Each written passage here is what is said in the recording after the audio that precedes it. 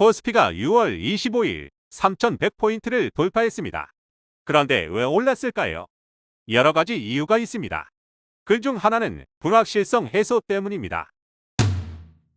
계엄령 선포 이후부터 탄핵 판결이 난 날까지 엄청난 정치 리스크가 있었습니다.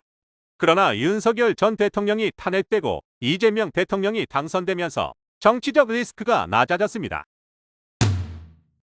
코스피가 상승한 이유 중 다른 하나는 상법을 개정하고 코리아 디스카운트를 완화시키기 위한 정책을 펼친다고 하는 정부 덕이 없지 않은 것 같습니다.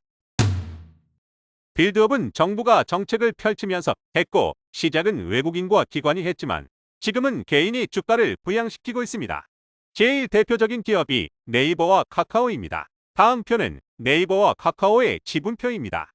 특징은 네이버와 카카오 둘 다 개인의 지분이 높고 쪼개기 상장을 많이 한다는 것입니다. 두 특징은 코리아 디스카운트의 특징이자 외국인이 한국 주식을 매수하지 않는 이유입니다. 그런데 정부가 앞에서 말한 정책들을 펼치면서 기대 심리를 자극하니 외국인이 한국 주식을 매수합니다. 하지만 고점에 있는 개인은 많이 매도하지 못하고 주가가 오른다는 소식이 퍼지며 저점에 매수하는 개인과 외국인이 생겨납니다. 외국인과 개인이 이미 많이 매수해서 더 매수하기 힘듭니다. 그러면 기관 투자자들이 더 매수해야 주가가 안 떨어지고 유지되는데 기관 투자자들의 특징이 있습니다. 바로 분기마다 특히 2분기는 흑자를 기록하고 싶어 한다는 것입니다. 지금까지 내용을 요약하면 살 사람은 없는데 기관이라는 큰 손은 매도할 이유만 있다입니다. 이 내용을 설명하면 개인과 외국인이 받아주면 된다라는 주장을 하는 사람들이 있습니다. 결론부터 말하면 맞습니다. 받아주면 됩니다. 그러나 앞에서 말했듯이 이미 추가 매수를 해서 현금 보유량이 낮습니다. 아무리 더 매수하고 싶어도 현금이 없는 사람이 있을 것입니다. 6월은 반년이라는 특성 때문에 보고서가 많이 나옵니다.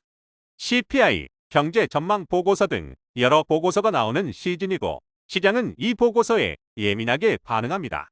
특히 시장을 분석한 보고서에 더욱 예민하게 반응하는데 지금 시장, 자영업 매우 안 좋습니다. 그러면 보고서가 경기를 안 좋다고 보고하겠죠.